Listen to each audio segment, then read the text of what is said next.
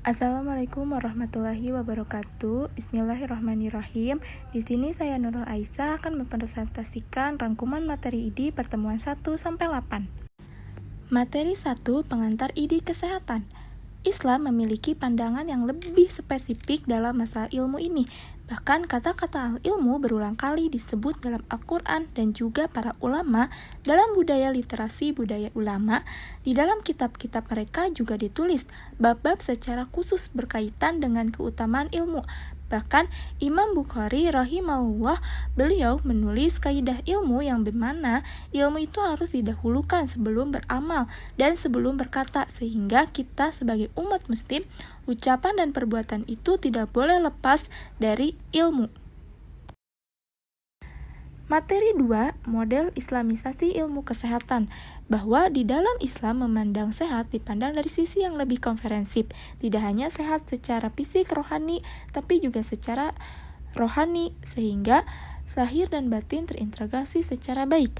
Bahkan di dalam Islam dianjurkan untuk menjaga kesehatan secara ilmiah dengan melakukan kajian-kajian berdasarkan ilmu.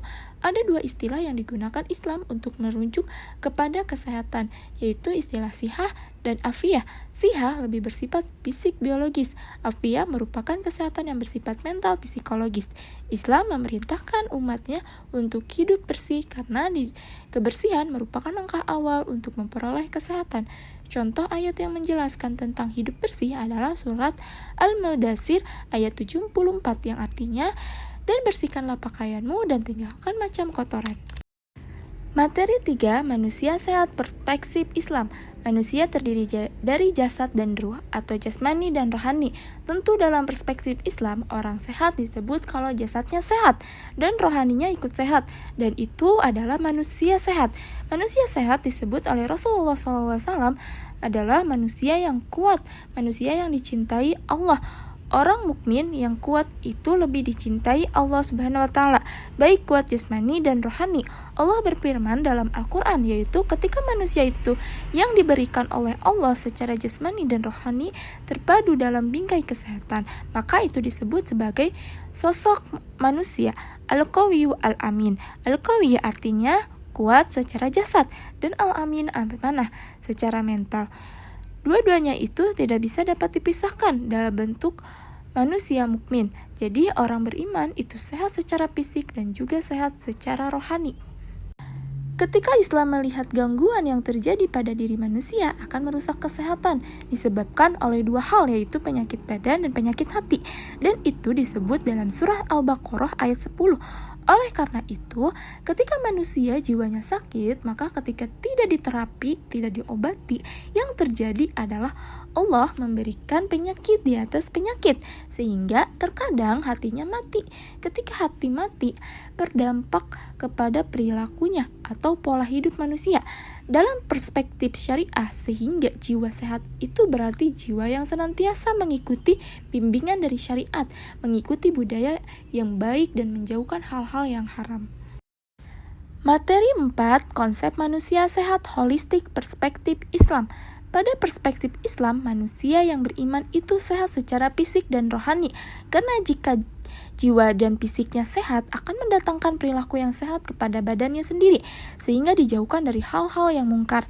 Islam pun melihat jika adanya suatu penyakit yang menyerang kepada manusia itu disebabkan oleh adanya dua hal yang telah dijelaskan dalam Al-Quran surat Al-Baqarah ayat 10, yang berarti jika dalam hati mereka ada penyakit seperti keraguan dan kemunafikan, Allah akan mendamai penyakit mereka seperti azab yang sangat pedih karena selalu berdusta. Di dalam perspektif syariah ada hukum jiwa. Jiwa yang sehat itu jiwa yang senantiasa mengikuti serta arahan dari syariat-syariat, sehingga dihindarkan dari hal-hal yang haram. Jadi bisa disimpulkan bahwa hakikat manusia ini tidak bisa dipisahkan dari fungsi jasadnya dan fungsi jiwanya. Sama halnya dengan kepentingan jasadiah dan kepentingan nafsiyah. Dalam perspektif psikologi kesehatan Islam, dari penjelasan Nabi sendiri, hakikat jasad dan jiwa manusia itu ada inti yang harus diperhatikan lebih, seperti kesehatan jiwa dan hatinya, karena jika kalbunya sehat, perilakunya pun otomatis akan sehat. Sebaliknya pula, jika sakit, perilakunya pun akan rusak. Prinsip ini salah satunya yang disebabkan oleh dosa. Jadi segala perbuatan dosa akan merusak hati. Materi 5. Ketiga, kesehatan keselamatan kerja dalam perspektif Islam. Keselamatan dan kesehatan kerja bisa kita ungkapkan sebagai upaya atau program untuk mencegah agar pekerja tidak mengalami kecelakaan, baik berupa kecelakaan secara hidrologistik maupun secara mental, sehingga selamat dari gangguan-gangguan yang mengganggu kesehatan. Ketiga, perspektif Islam disesuaikan dengan kaidah-kaidah syariah.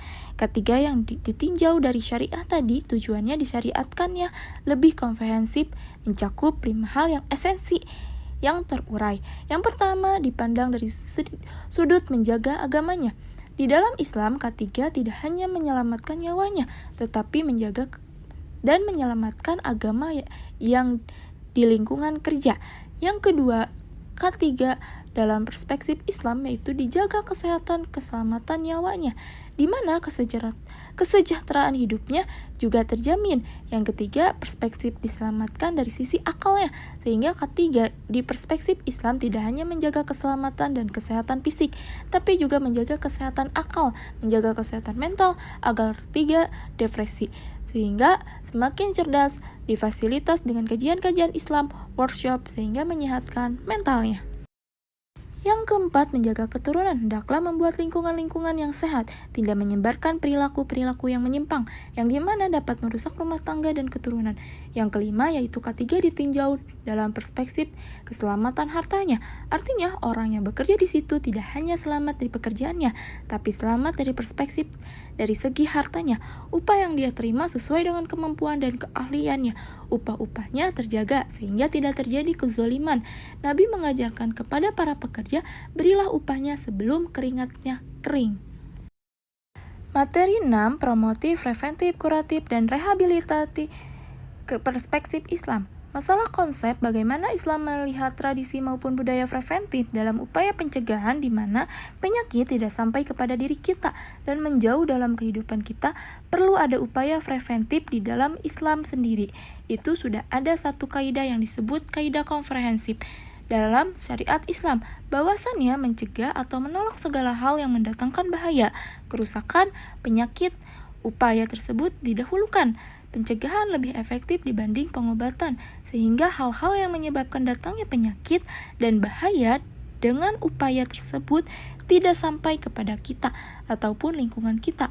Kedua, di dalam Islam sudah dijelaskan bahwa kita sebagai umat jangan melakukan hal-hal yang membinasakan manusia. Yang ketiga yaitu tingkatkan berikutnya, Allah bersabda, janganlah engkau merusak keadaan setelah Allah memperbaikinya. Materi 7. Kesehatan nutrisi dalam Islam. Kesehatan nutrisi penting untuk dibahas dalam perspektif Islam. Untuk itu di dalam Islam Allah telah menjelaskan secara detail masalah gizi di dalam Al-Quran. Bagaimana cara mengonsumsi gizi yang baik dan seimbang, halal dan caranya juga sehat dan tidak berlebih-lebihan, tidak mubazir. Materi 8. Kesehatan individu. Kesehatan individu atau personal hygiene, di mana Islam agama yang paling perhatian terhadap sisi kebersihan dan sisi kesucian, sehingga sehatnya secara lahir dan batin, dan budaya hidup bersih dan suci bentuk nyata dari implementasi keimanannya, karena dalam hadis disebutkan hidup bersih, hidup suci itu adalah bagian dari keimanannya. Muslim yang kuat itu akan produktif jika orang tersebut sehat jasadnya, sehat batinnya. Nabi Muhammad SAW mengajarkan bahwa dalam rangka untuk menjaga kesehatan individu, ada istilah dalam hadis dikenal dengan sunanun fitrah, sunnah fitrah, dan disebutkan dalam riwayat Imam Bukhari, Rasulullah SAW bersabda, al-fitratun hamsul atau hamsul minal fitrah. Ada 5 perkara yang menjadi budaya hidup fitrah. Yang pertama, al-khitanu atau khitan bagi laki-laki maupun perempuan. Ada syariat khitan ini adalah sangat sesuai fitrah individu.